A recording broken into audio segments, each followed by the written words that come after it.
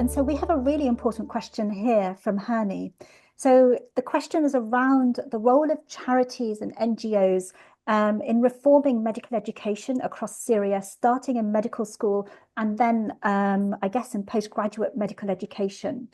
I'm just going to get the ball rolling here by saying that the Ministry of Higher Education, alongside the Ministry of Health, and perhaps, I don't want to put anyone on the spot, but I feel, Mohammed, you're the best to answer this, because there's an interesting dynamic in this approach to medical education and training, which is slightly different than we may have in the UK elsewhere.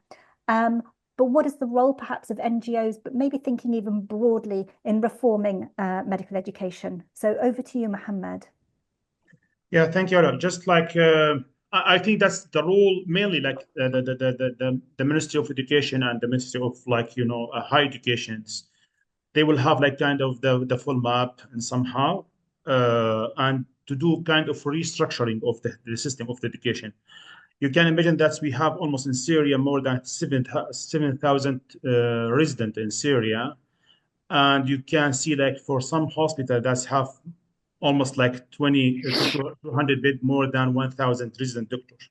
So how they can receive kind of education in this infrastructure. The role of NGOs, I think this will be supported through the diaspora organization, through the diaspora doctors to help and somehow in the education program. And I think that it need to be coordinated, like fully coordinated with the ministries and somehow. We don't need to replicate each other or just like not filling the exact gap in somehow. And this is what we try to do, for example, with the mission somehow.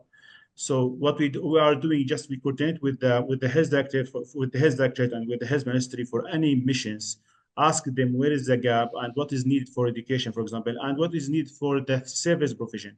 Now, for example, now we will have like kind of mission from UK for doctors, from diaspora doctors. They will visit Syria and do surgeries, and we ask for the gaps. So we identify some gaps that is needed for not only for education but also for the service provision.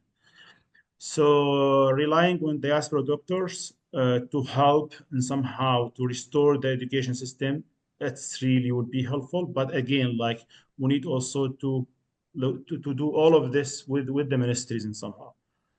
The ministries will be the leading agency for this, and we help them in building the policy, and after that to implement this kind of policy.